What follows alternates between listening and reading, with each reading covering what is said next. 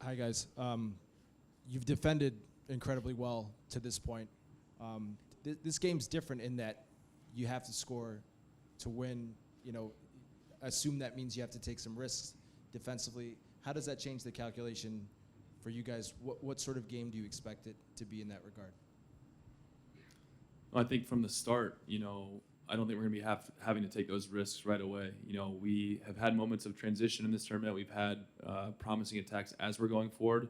I don't expect any of that to change with this game plan. Sure, if it's getting later and we're getting down to last 10, 15 minutes, I'm sure things will change. But we're coming out aggressive, and we're going to make sure that we try and get on the front foot to get some chances. We'll go to McKelly in the back. Thank you. Hi, team. This is for you. So you didn't get the call up in September, right? And Greg gets asked why, and he said, well, he doesn't play a high line. What changed and on the field for you to convince him that you could be here? Thank you. You might have to ask him that question. Listen, we play a high line at Fulham. Other than the when you're having to sit back and soak up pressure against the teams like Man City and the big teams in that sense. I just continue to play the same way that I know how to play and that I've always done. So nothing in terms of my situation changed. Obviously, there were a few injuries that potentially helped my case, but in terms of my play and what I am and who I am, nothing changed, and I didn't change my way of going about things or my mentality of the way I went about it. Jeff Carlisle.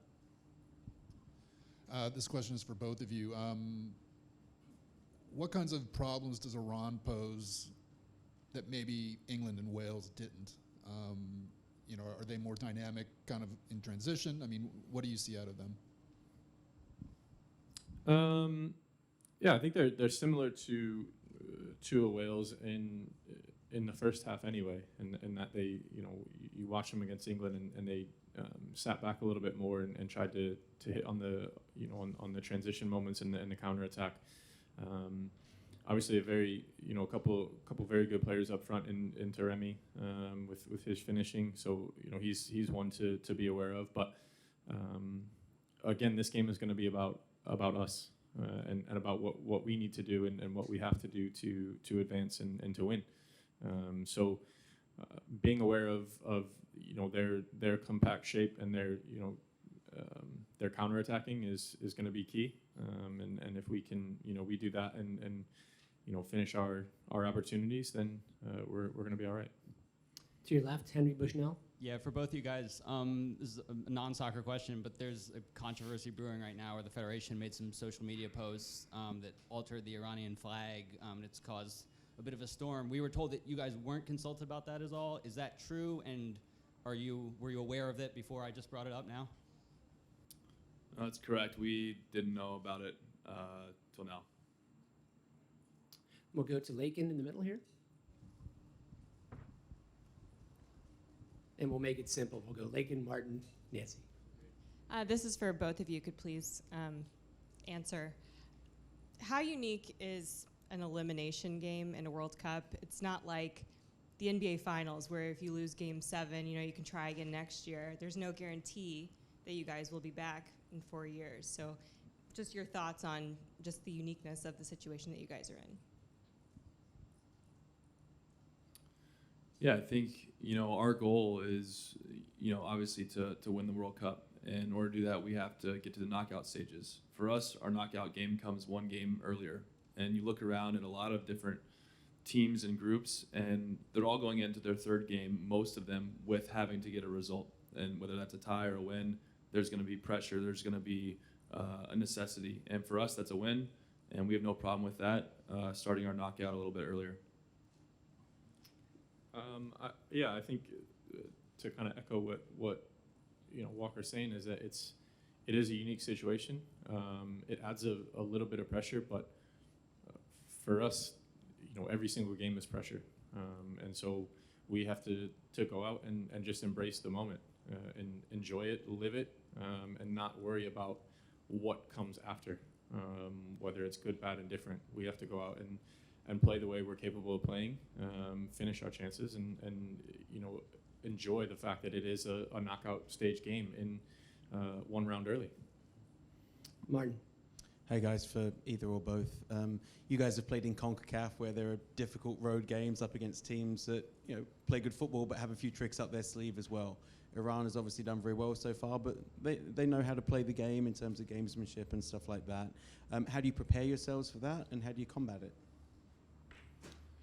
I don't think you do anything different than what you have done. I think what you've just said is exactly right.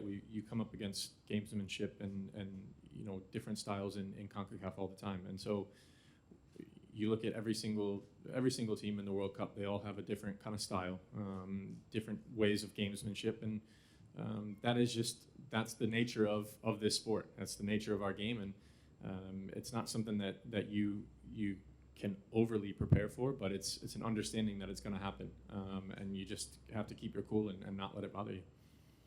Nancy. This is a follow-up to Henry's question. Is there a concern that these posts, because there has been some controversy, could pose a distraction? And I'm wondering, how do you feel about the message which was intended as a show of support for women in Iran who are fighting for human rights? Yeah, I think, we're huge supporters of women's rights. And I know the post, like I mentioned, we didn't know anything about the post, but we are supporters of women's rights. We always have been. We're, focused a lot on Tuesday from the sporting side as well, So you mentioned as a distraction. I think this is such a focus group on the task at hand, but at the same time, we empathize and we are firm believers in women's rights and support them. Ron. We'll go next over to Ron. Hi, for both of you, going back to the 1998 game, the U.S. team pretty much treated it just like on the field, a soccer game, and the Iranian team treated it as a national cause against the great Satan.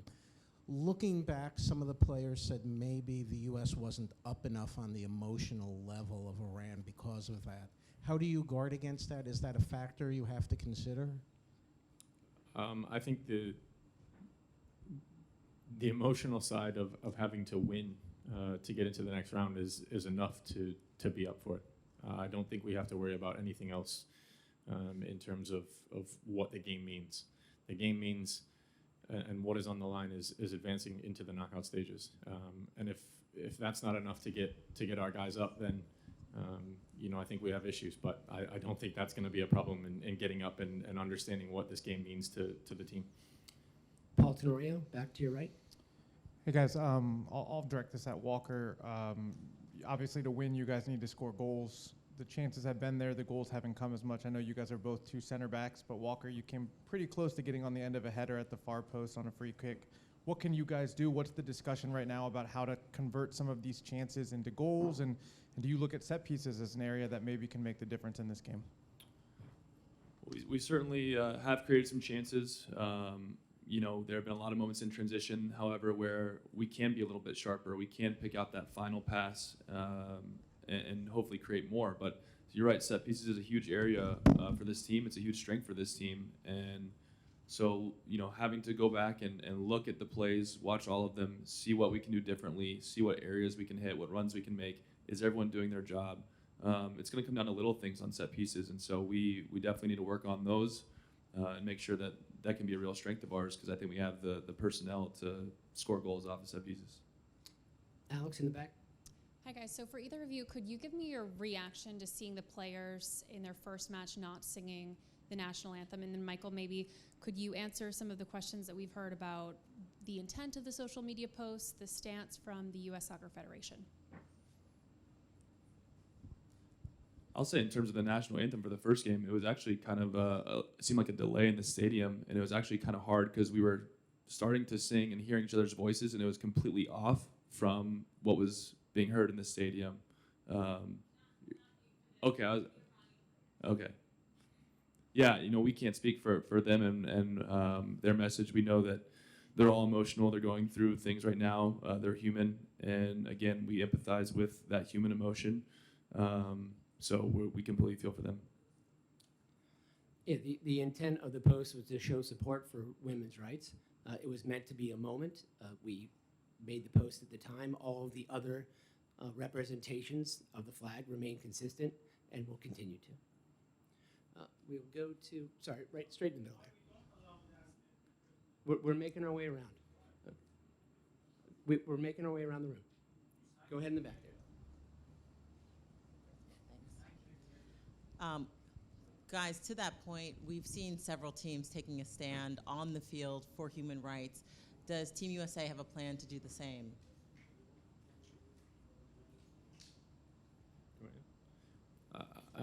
Listen, at this moment, like we said, we support women's rights. We always have, we always will. That message will remain consistent. And what we're doing as a team is supporting that while also trying to prepare for the biggest game that this squad has had to date. And so that is, in this moment, our focus. Supporting them, supporting the women's rights, and also preparing for what is, a crucial game for our group.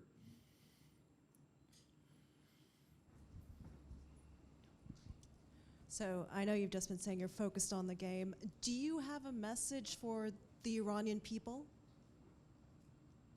Yeah, I think it's kind of what we've been saying. We empathize 100%, and we do support women's rights, and we know that it's a lot of difficulties. A lot of heartbreak, and a very disturbing time, and we're empathizing with them and supporting them, and that's kind of what we're doing. And again, like Tim said, we are focused so much on Tuesday, but that doesn't mean that we aren't in support or empathizing. Charlie, to your right. Both the circumstances around this match and this press conference seem pretty unique, rare. I don't know if you guys have ever dealt with anything this in your career, and what are the conversations that are happening between you and your teammates, and between you and the coaching staff about this sort of pressure cooker that you guys find yourselves in? I think you answered your own question. It is unique.